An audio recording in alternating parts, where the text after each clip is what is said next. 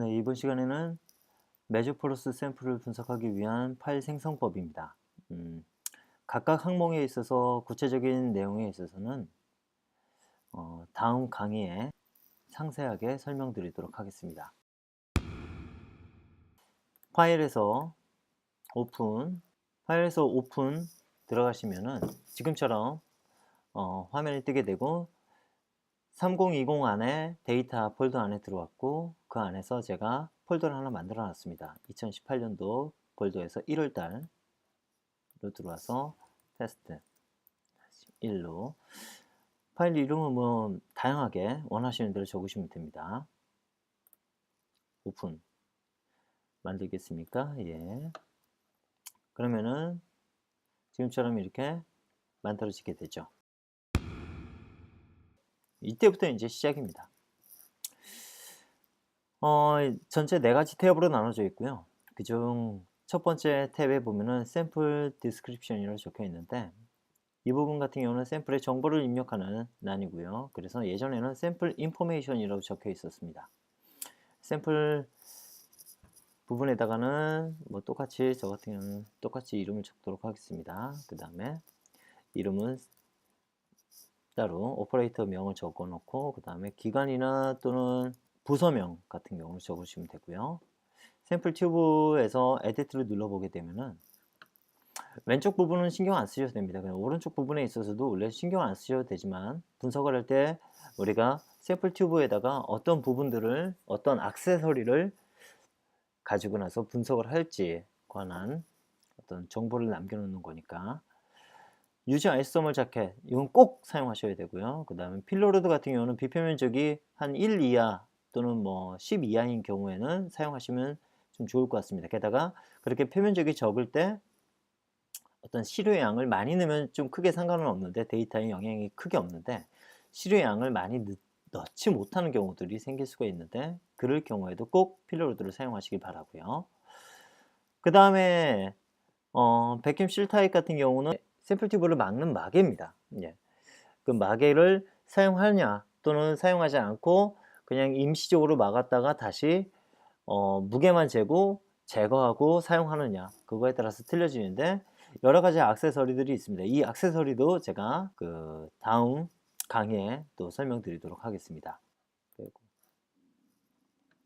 그 다음에 무게인데, 무게는 전처리가 끝난 이후에 빈 샘플 튜브 무게와 전처리 이후에 샘플 튜브 무게를 뺐을 때 진짜 나오는 그 샘플 튜브 안쪽에 있는 시료의 무게입니다. 그래서 지금 분석 조건을 짤 때는 그냥 여기 적혀 있는 대로 두시면 됩니다. 그 다음에 이제 수집 데이터 같은 경우는 자동으로 수집을 할 수 있도록 두시면 됩니다. 그리고 밑에 보시면은 가장 많이 사용하시는 Replace All이라고 하는 부분이고요. 이 부분을 누르게 되면은 조건을 다 불러오는 부분이라고 보시면 됩니다. 그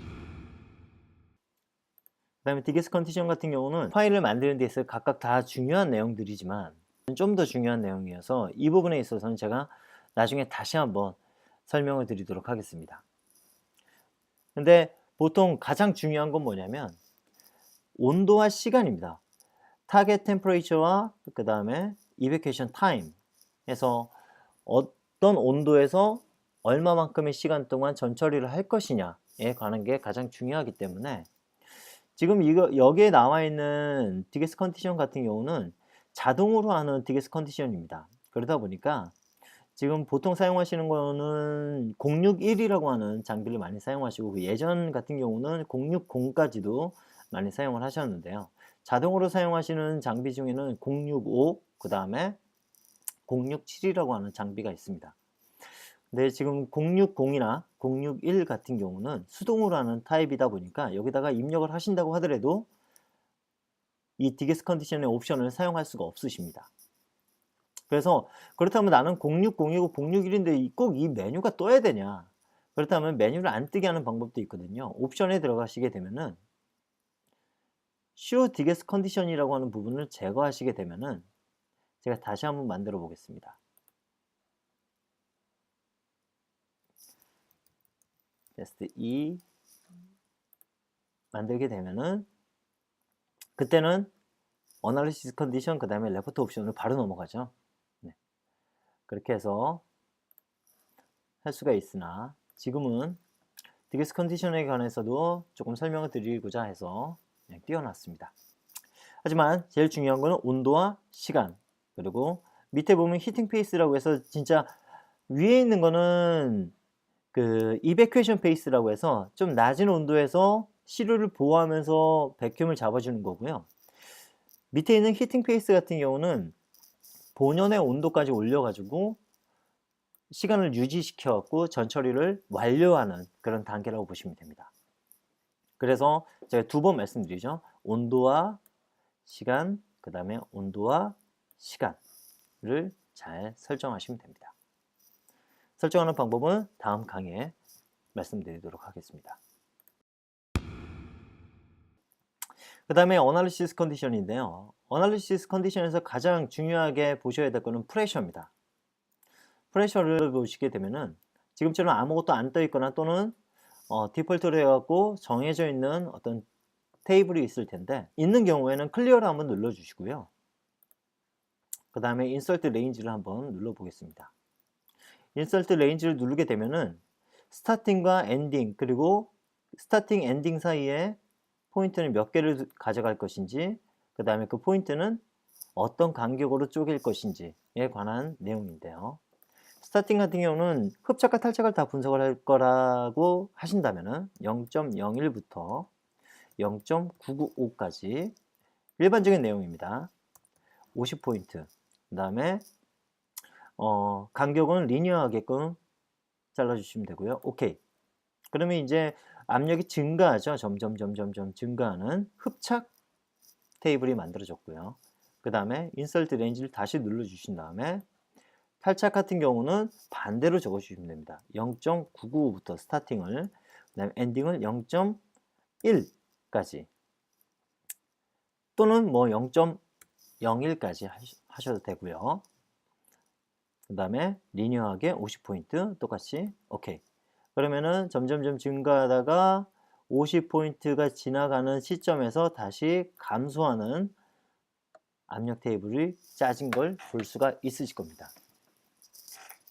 그 다음에 중간중간에 나는 이 흡착에 있어서 포화가 되는 부분, 그러니까 세츄레이션 되는 부분이죠.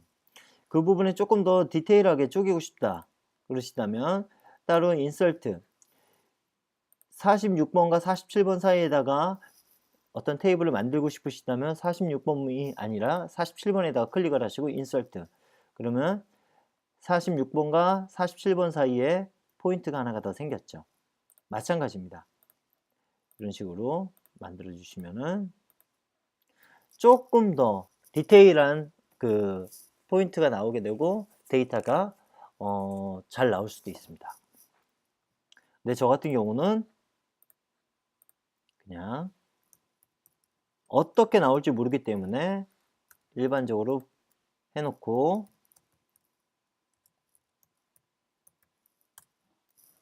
오케이. 이렇게 만들어 주시면은 나머지 부분에 있어서는 크게 뭐 데이터에 영향을 많이 주거나 그러진 않습니다. 프리퍼레이션에 보시게 되면 이건 이베큐에이션 하는 방식입니다. 그래서 내가 파우더 타입을 하신다면은 패스트 이베큐에이션을 빼주시고요. 솔리드 타입이라고 하면은 우리가 이제 뭐 펠렛 타입이나 그렇게 뭉쳐져 있는 타입이라고 하면은 패스트 이베큐에이션 하셔도 장비에 데미지를 입히지 않을 수 있습니다. 하지만 대부분이 좀 파우더를 많이 사용하시니까 이거 같은 경우는 슬로우 이베큐에이션을 하시는 게 좋고요. 그 다음에 이베큐에이션 타임 같은 경우는 매저 보호 같은 경우는 그냥 0.1로 두셔도 크게 무관합니다. 리크 테스트 같은 경우는 지금 우리가 분석을 할 때 시료를 전처리를 하죠. 전처리가 잘못된 경우도 리크 테스트 페일이 뜰 수가 있고요. 시료가 잘 됐는데 진짜 리크가 있어서 리크 테스트 페일이 뜰 수도 있습니다. 그래서 리크 테스트는 일단은 체크를 해 놓으실 때 어떤 포트에서 문제가 발생했는지까지도 나중에 로그 파일에 나오기 때문에 그러면 그 시료가 혹시 전체 3개 중에서 좀 다른 시료인지, 그리고 전처리가 잘못됐는지, 오링이 또 문제가 있는지 등등등을 한번 체크해 보실 필요가 있으시죠. 오케이 누르시면 되고요. 그 다음에 프리스페이스. 프리스페이스 같은 경우는 이 분석을 하는 데서 가장 중요한 어떤 샘플 튜브의 부피를 캘리브레이션 하는 단계라고 보시면 됩니다. 그때 자동으로 측정하게끔 두시면 되고요. 측정이 된 이후에 엘리베이터를 내려주고 나서 0.1 아워 동안 더 뽑아준다 라고 체크가 되어 있는 걸 보실 수가 있으실 거예요. 웬만하면 이 정도로만 되어 있어도 분석하시는 데는 크게 문제가 없고요. 그 다음에 밑에 보게 되면은 아웃게싱 테스트라고 되어 있는데, 이 아웃게싱 테스트를 하는 이유는 이 프리스페이스 측정을 할 때 들어가는 가스가 헬륨 가스입니다. 그래서 장비에 보시면은 보통 두 개의 가스가 연결이 되어 있을 텐데, 분석을 하는 N2 가스와 그 다음에 이 부피를 측정하는 헬륨 가스가 연결이 되어 있습니다. 그래서 그 헬륨 가스를 가지고 부피를 측정을 하는데, 헬륨 가스가 우리가 여기서 지금 이베큐에이션을 해주죠. 이베큐에이션을 0.1 아워 동안 해줬는데 제대로 뽑혔는지 안 뽑혔는지 알 수가 없다 보니까 아웃게싱 테스트를 통해 갖고 헬륨 가스의 어떤 잔존 유무를 확인할 수가 있는 옵션이라고 보시면 됩니다. 저 같은 경우는 뭐 크게 이 부분에 있어서 메저포 같은 경우는 크게 영향을 안 주다 보니까 메저포에서는 체크를 빼놓고 있습니다. 그 다음에 엔터 되는 부분이 있고 계산되는 부분이 있는데, 일반적으로 입력하게끔 하는 거는 처음 한 번에 분석을 하신다면 절대적으로 비추를 하고요. 그냥 매저로 두시면 됩니다. 근데 한번 분석을 했는데 데이터가 조금 이상하게 나온 것 같다. 근데 안에 시료의 양이나 뭐 샘플 튜브를 어떤 변화를 주지 않고 다시 분석을 한다. 근데 프리스페이스 값은 잘 나온 것 같다. 만약에 N2 가스만 조금 더 문제가 있는 것 같아요. N2 가스를 내가 교체를 하고 다시 분석을 했다 라고 할 때는 이 프리스페이스 측정하는 단계까지가 대략 한 2-30분 정도가 소요가 됩니다. 그럼 그 시간을 좀 줄이고자 할 때 기존에 분석됐던 레포트 파일을 열어서 프리스페이스가 측정된 값을 확인하고 그 값을 여기다 원 프리스페이스와 콜드 프리스페이스를 집어넣어 주시면 됩니다. 그리고 나서 분석을 하시면 그 시간만큼 한 2-30분을 조금 더 세이브할 수가 있으시겠죠. 하지만 처음 분석을 하신다면 무조건 매저로 두고서 분석을 하시길 바랍니다. 계산하는 방식은 거의 사용을 안 하시다 보니까 제가 설명 안 드리도록 하겠습니다. 그리고 나서 이제 피제를 측정하는 방식인데요. 우리가 이제 분석에 들어가기 전 최종 단계입니다. 그래서 피제를 측정하게 되는데, 그 피제를 측정은 1번으로 해서 자동으로 측정을 하되 각각 아이소섬 리니어 풀 포인트에서 측정하게끔 하는 방식입니다. 그 다음에 뭐 여러 가지 특정 가스들을 사용하실 때 사용하는 옵션들이 있는데, 그 부분에 있어서도 다음 강의에서 제가 말씀드리도록 하겠습니다. 그래서 1번만 놓고서 사용하시면 됩니다. 그 다음에 이퀄리브레이션 인터벌인데, 평형 인터벌인데, 이거 같은 경우는 우리가 흡착이 진행이 될 때 일정 압력을 집어넣고 그 압력이 얼마만큼 감소했느냐에 따라서 흡착량이 계산이 되는데, 그 감소가 어느 정도 됐을 때부터 더 이상은 변함이 없어야 된다라고 하는 기준점을 만들어주는 데 있어서 굉장히 중요한 역할을 하고 있는 옵션입니다. 그래서 여기 보시면은 릴레이티브 프레셔를 0부터 1이라고 되어 있는 거는 처음부터 끝까지라고 보시면 되고요. 그동안 이퀄리브레이션 인터벌을 5초라고 되어 있는데, 각 포인트들마다 5초씩 데이터를 모아서 맨 처음에 10개의 데이터를 모읍니다. 그러면은 만약에 5초라고 되면은 50초가 되겠죠. 50초 이후부터 0번과 10번의 압력 변화량을 비교를 하고, 그 다음에 아직까지 그 평형이 안 됐네. 1번하고 11번하고 2번하고 12번하고 3번하고 13번하고 이런 식으로 계속 비교하면서 압력이 평형이 될 때까지 기다려주는 겁니다. 그러다 보니까 이 시간을 우리 여기 밑에 보게 되면은 1에서 만초까지 설정을 할 수 있게끔 되어 있는데요. 액체 질소 분위기에서는 5초나 또는 10초 정도로 두셔도 크게 데이터에 영향이 없습니다. 하지만 다른 어떤 상온 흡착이나 그리고 특정 온도에서의 흡착을 할 때는 이 이퀄리브레이션 인터벌에 따라서 흡착량이 급격하게 변화가 되는 것을 확인할 수도 있으실 겁니다. 그거에 관한 것도 제가 다음 강의에 말씀드리도록 하겠습니다. 그 다음에 P/P0가 0.99 부분 이상에서는 600초라고 되어 있는데, 이 이퀄리브레이션 인터벌 10초가 다 만족이 되더라도 600초 동안을 더 기다려 줍니다. 왜냐면 세츄레이션 되는 부분 쪽에 가게 되면은 압력이 많이 흔들리게 되거든요. 그 흔들림을 조금이라도 더 정확하게 잡아주기 위한 하나의 옵션이라고 보시면 됩니다. 그래서 메저포 같은 경우는 10초로 두고 분석을 하시면 전 구간에 있어서 하시면 된다고 제가 말씀드리고 싶습니다. 그 다음에 백필가스인데, 백필가스 같은 경우는 지금 시작할 때 그리고 끝날 때 백필가스를 다 주입하게끔 되어 있는데, 만약에 난 백필가스 안 집어넣을 건데 라고 하실 때 체크를 빼게 되면은 지금과 같이 장비에 데미지를 줄 수 있다라고 이렇게 뜨게 되어 있습니다. 그런데 사용할 거냐 그러면은 얘 누르면은 이때 체크가 빠지게 되고요. 만약에 아니요 누르면 다시 체크가 돌아오게 됩니다. 그래서 웬만하면은 이거 같은 경우는 백필가스 같은 경우는 계속 체크되어 있는 상태로 두시면 좋습니다.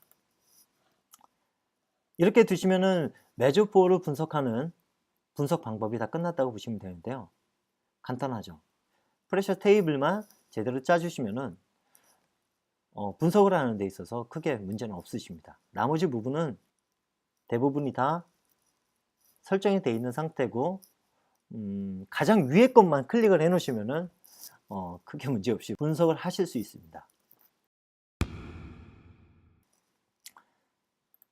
그 다음에 레포트 옵션인데, 레포트 옵션 같은 경우는 서머리, 그 다음에 아이소섬 리니어 플룻, BT, 그 다음에 T 플룻, BJH, 흡착, BJH 탈착, 이 정도만 해 놓으시면은 메저포를 분석을 했을 때 대부분의 데이터는 다 나온다고 보시면 되고요. 예전에는 랭미어도 서피스 에어리어를 볼 때 많이들 보셨는데, 지금은 BT로 많이 보는 추세입니다. 그러다 보니까 랭미어는 거의 체크 안 하시고요. 서머리 같은 경우에서 좀 여러 가지 데이터들이 다 체크가 되어 있을 겁니다. 한번 볼까요? 에디트를 누르게 되면은 지금 한번 보면은 싱글 포인트 BT, 멀티, 그 다음에 랭미어 체크되어 있죠? 랭미어를 빼주시고요.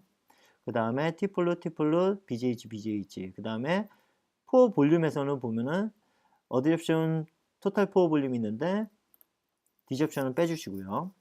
그 다음에 T플룻 그리고 BJH, 에버리지 다이메타, BJH에 있어서 에버리지 흡착 에버리지 다이메타, 탈착 에버리지 다이메타 등이 이렇게 나와 있고요. 그 다음에 밑에 보면 마이크로 포에 관한 레포트들인데, 지금 3020 같은 경우는 마이크로 포를 측정할 수가 없습니다. 옵션 자체가 들어가지 못하기 때문에 마이크로 포는 빼도록 하겠습니다. 이렇게만 두시면은 좋은데, 나머지 다른 레포트들에 있어서 다 체크가 되어 있으면은 설명이 되기 어려운 부분들도 있고, 그리고 내가 제대로 체크하지 않은 데이터가 나와서 좀 헷갈리는 그런 경우들이 생길 수가 있기 때문에 그 혼돈을 막고자 원하시는 것만 체크하시고 OK 누르시면 됩니다. BJH 같은 경우는 데이터가 안 나와요, 전 체크했는데 데이터가 안 나와요 하시는 분들이 계시는데, 여기다 체크하시고 에디트를 들어가시면요, 밑에 또 셀렉트 레포트가 있습니다. 그래서 셀렉트 레포트에도 다 이렇게 체크를 해 놓으시면 되고요. 그래야지 이제 데이터가 나옵니다. 마찬가지죠. 디접션도 다 체크를 해 놓고 오케이. 다 만들어졌습니다. 이렇게만 해도 메저포, 흡착과 탈착 분석은 다 끝나게 됩니다. 다음 시간에 제가 말씀드리고자 했던 여러 가지 중요 부분들에 대해서 다시 설명을 드릴 거고요. 그리고 결과가 나온 거에 있어서 제대로 나왔는지 판별하고, 제대로 안 나왔다면은 그걸 어떻게 수정을 할 수 있는지에 관한 부분까지도 설명하도록 하겠습니다. 감사합니다.